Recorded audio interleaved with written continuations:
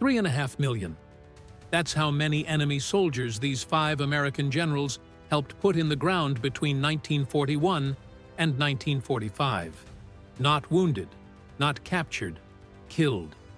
Cold numbers, hard records, and battlefields where entire enemy plans changed the moment a single name showed up in reports. More than 1,000 generals served in World War II. Most fought bravely. Many won big victories. But only a handful produced results so brutally consistent that enemy commanders began adjusting their strategy before the shooting even started, simply because they heard who was coming. Today, we're ranking them. Number 5 moved an entire force faster than the speed of intelligence. Number 3 controlled more fighting power than any American general had ever held in the field. Number 2 isn't who you think it is. And number 1, he stacked numbers so high, he beat the other 4 combined. This isn't about medals. It isn't about movie scenes, dramatic, speeches, or famous photographs. This is about documented enemy losses, unit reports, operational outcomes, and the math of who won while losing the fewest of their own. So let's count down the 5 most lethal American generals of World War II. And before we start, if you want to see who takes the number 1 spot, hit the like button right now. It tells YouTube to push this to more history fans. And subscribe, because if you think this ranking is going to stay comfortable all the way to the end, it won't. Now, number 5. Lieutenant General Lucien Truscott is the kind of commander most Americans barely recognize, and that's exactly why his results feel almost unreal. In late summer of 1944, Allied planners believed capturing southern France and linking up with forces driving from Normandy would take roughly 3 months. That was the expectation. That was the conservative math. That was what German staff officers were counting on. Truscott did it in 4 weeks. Not 5, not 6, in 4. And the terrifying part wasn't only that he advanced fast, it was that he advanced so fast the enemy couldn't even label what was happening. The German 19th Army, roughly 250,000 troops meant to slow him down, found themselves chasing shadows. Truscott's 6th Corps moved with such speed and rhythm that German intelligence reports started contradicting each other. They believed they were tracking multiple American armies moving on parallel axes. They weren't. It was one corps under one general, moving like a weapon that never paused long enough to be measured.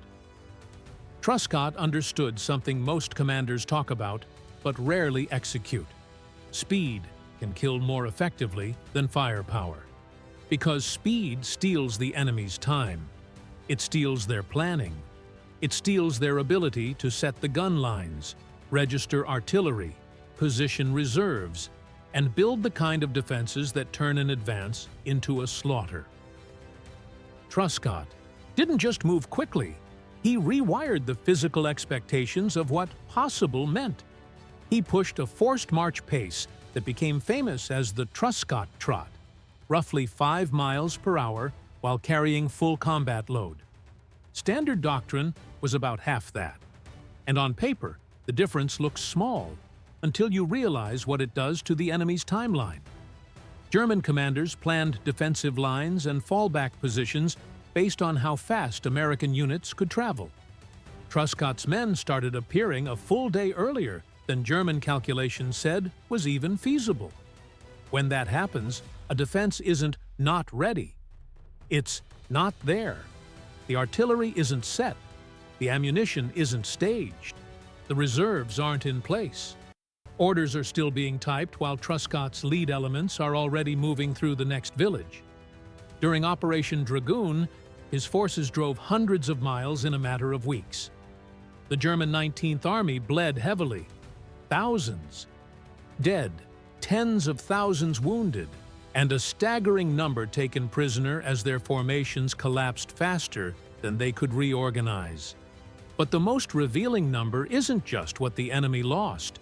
It's what Truscott didn't lose. His corps suffered one of the lowest casualty rates per mile, advanced of any American corps in the European theater.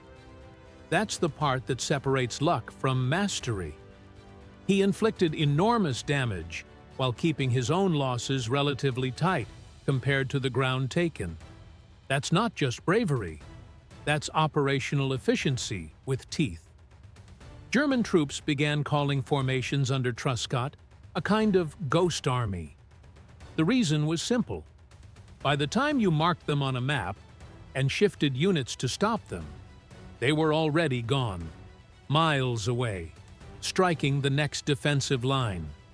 In post-war statements, enemy officers who fought him kept returning to the same idea. When you realized Truscott was in your sector, you had two choices: pull back early or lose the command. No middle ground, no graceful compromise. You either moved or you were swallowed. Most Americans never learned his name. The Germans who faced him didn't forget it. Number 4. Lieutenant General James Gavin. James Gavin didn't lead from a safe map table. He didn't arrive after the landing zone was secured. He didn't wait for reports. He went first. In the early morning of June 6, 1944, Gavin stood in the open doorway of a transport aircraft over Normandy. It wasn't a staged moment. It was the kind of split-second decision where the body knows the truth before the mind can dress it in words. He jumped with the first wave. He was in his mid-30s, already a general officer, and he went into darkness with the men he commanded.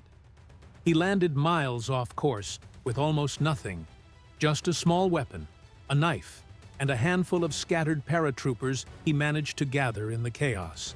But by dawn, he had moved, organized, and struck. One of the first French towns liberated on D-Day fell under the pressure of airborne soldiers who were never supposed to be that cohesive after such a chaotic drop. Gavin didn't just survive the jump, he turned confusion into momentum before the enemy could even confirm what had landed. Here's why Gavin ranks so high. He helped prove vertical envelopment could actually work at scale. The idea sounds simple. Drop behind enemy lines, seize key bridges and crossroads, hold them until relief arrives. In practice, it's a nightmare. Airborne troops are lightly armed. They land scattered. They fight without tanks, without heavy artillery, and often without clear communications. Standard doctrine warned that airborne units could not hold for long against armored counterattacks. Gavin's men became the exception that rewrote the rule. His division was expected to be relieved within a couple of days after Normandy. Instead, they held for weeks, absorbing pressure, breaking enemy attacks, and keeping routes locked down so German formations couldn't mass and smash the invasion beaches. That is the hidden truth of D-Day most people miss. The landing was not just one on the sand. It was one inland, where the enemy's movement was choked off by scattered paratroopers who refused to fold. Across the war, Sicily, Normandy, Holland, and the Bulge, Gavin's airborne forces hit pieces of dozens of German divisions. They inflicted heavy losses while suffering severe casualties of their own, and the ratio on paper doesn't always look spectacular until you remember what kind of fights airborne troops were forced into. Light infantry holding against armor, artillery, and organized counterattacks.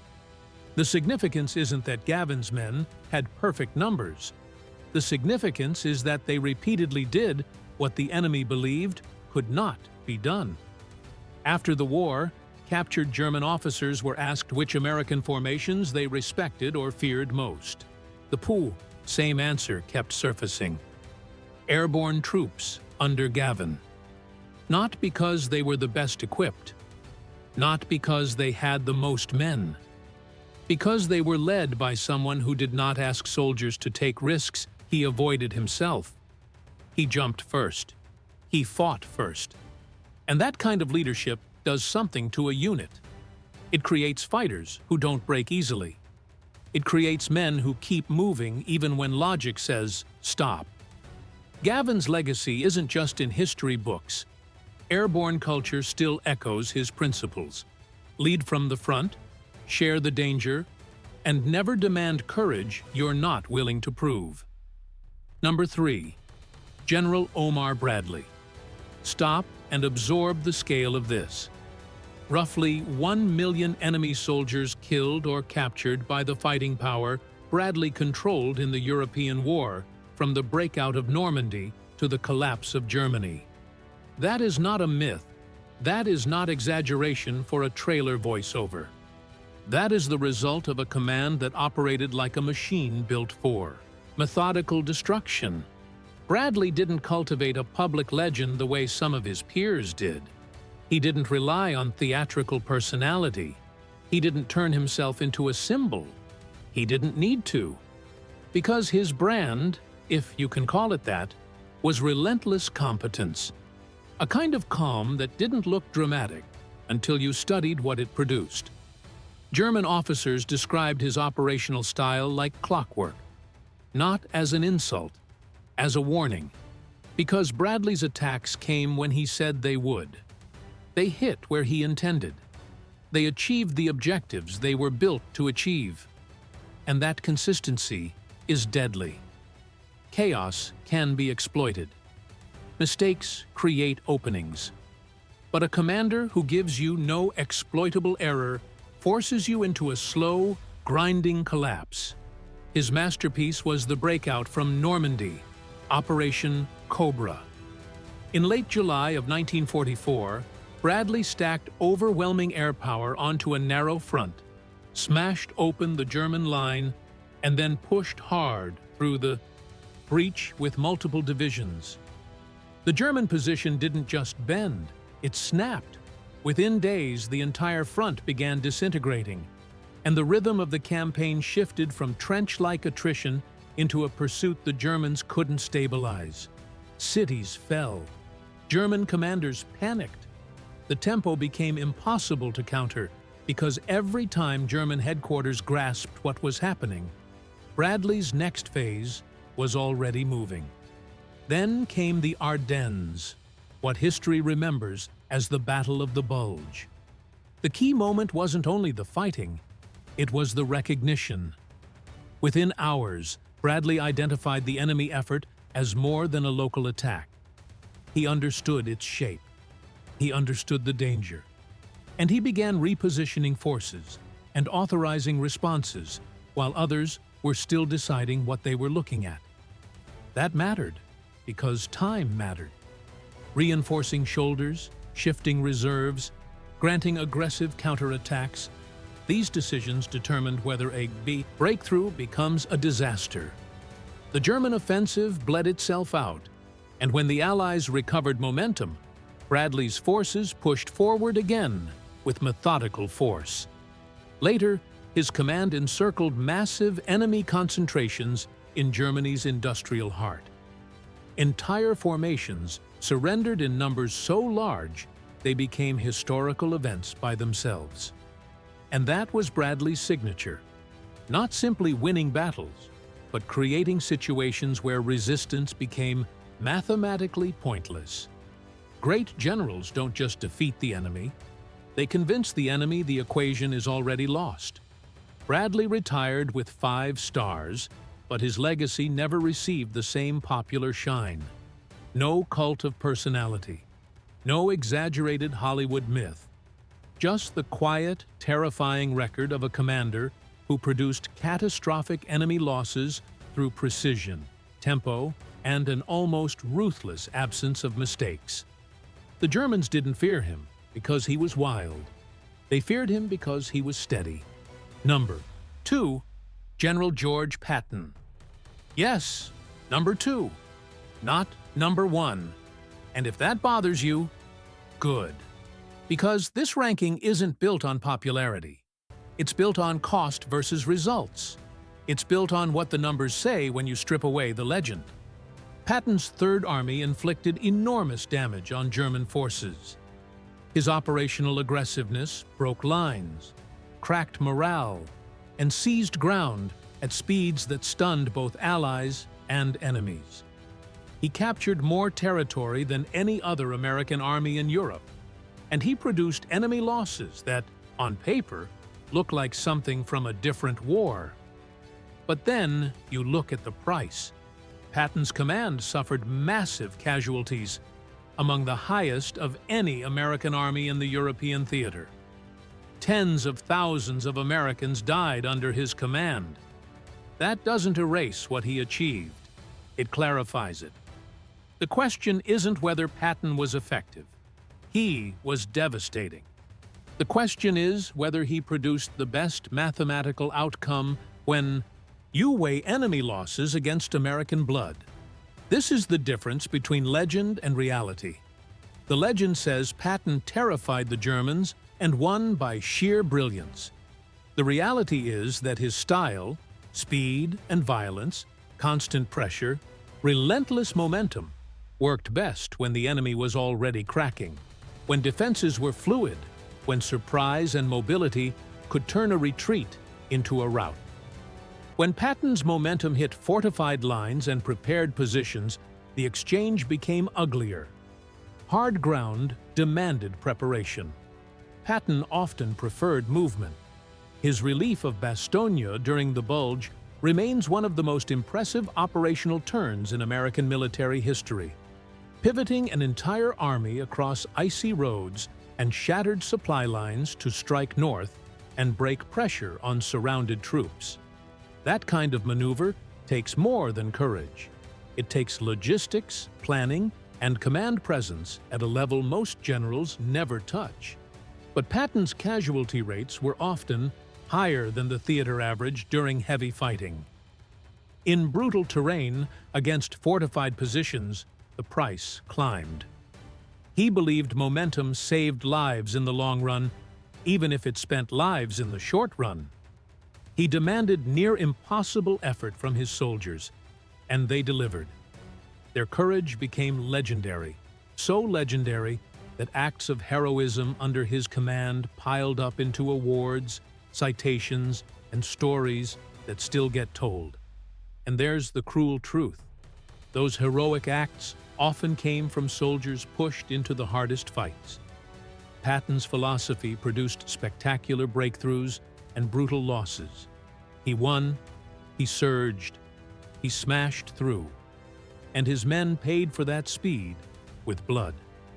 Patton died in December of 1945 after a car accident, and he rests among the soldiers he led. His grave is marked simply, like thousands of others. Yet tourists search for it because the myth is powerful. But if you're ranking by lethality and efficiency, the cold, yet math, Patton lands at number 2. He was the most aggressive, not the most efficient. Which brings us to number 1, General Douglas MacArthur. MacArthur's reputation is complicated for a reason.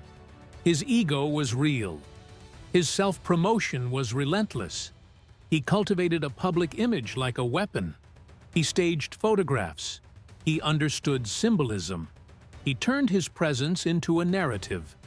But beneath the theater was something that matters in this ranking: the operational mathematics of killing the enemy while minimizing friendly losses compared to comparable campaigns. In the Pacific War, forces under MacArthur's command destroyed enormous numbers of Japanese troops through combat. But the most lethal part of his approach wasn't always the direct clash. It was isolation. It was bypass. It was starving garrisons into irrelevance. While some operations in the Pacific demanded head-on assaults against fortified islands, battles that cost shocking casualties, MacArthur increasingly treated heavily defended positions like bait. He attacked where the enemy was weak, took the airfields and ports that mattered, and left large garrisons cut off from food, medicine, ammunition, and hope. Those bypassed formations couldn't interfere with his main effort. They had no ships to maneuver. no planes to threaten convoys, no reliable resupply. They became trapped armies watching the war move past them, slowly dying from starvation and disease, stripped of any ability to matter. It's brutal, it's cold, it is also extremely effective. When you count total enemy losses connected to his campaigns, the numbers climb into territory that outpaces other commanders, especially when you include isolated forces that were neutralized without expensive frontal assaults. And the reason this pushes MacArthur to #1 in a lethality ranking is the exchange ratio, enemy dead per American loss, across major phases of his theater command compared to similar operations. He didn't fight the enemy where they were strongest if he could avoid it. He didn't waste American lives capturing every rock in the ocean. He captured what mattered, strangled what didn't, and kept moving. That is how he built a campaign across thousands of miles of sea while maintaining a strategic rhythm. By the summer of 1945, MacArthur commanded massive forces across the Pacific. After Japan surrendered, he accepted the surrender on September 2, 1945, and then oversaw the occupation and rebuilding of Japan, one of the most consequential post-war efforts in modern history. His military career later ended when President Truman removed him during the Korean War, and MacArthur delivered his famous farewell speech before retiring. He died in the mid-1960s. Love him or hate him, MacArthur's results in the Pacific, measured in enemy losses connected to his operations and the way he avoided the worst casualty traps, make him, by the cold arithmetic of this ranking, the most lethal American general of World War II. Now, let's add it up, because the total is what makes your stomach tighten. Truscott, the ghost, who moved too fast to be believed. Gavin, the airborne commander who jumped first and held when doctrine said he couldn't. Bradley, the quiet machine of methodical annihilation. Patton, the aggressive hammer that shattered enemy armies while paying in American lives. MacArthur, the strategist who made the enemy die in places he didn't have to storm. Together, the number reaches into the millions, 3.5 million enemy soldiers dead, linked to the battlefield outcomes produced by these commanders. Over 3 million. And that scale forces a difficult realization. The war wasn't decided only by factories, or weapons, or raw manpower. It was decided by leadership that understood time, movement, pressure, and the psychology of collapse. But here's the real question, and this is where I want you involved. Did we rank them correctly? Should Patton be higher? Should Bradley be #1? Should Gavin be moved because airborne warfare has a different kind of measurement? Or did we miss someone who belongs in this list? Drop a comment right now with your ranking. Tell us who you would swap and why. Tell us who doesn't belong and who does. And tell us where you're watching from. Because this community spans the world, and your perspective is part of what makes this channel work. If this ranking changed how you see World War II, smash the like button. Every like tells YouTube, this is content people want. Subscribe and turn on notifications so you never miss the next deep dive, the next ranking, and the next story that textbooks skim past. Thank you for watching. These generals deserve to be remembered for what they actually did, not for what Hollywood turned them into. We'll see you in the next one.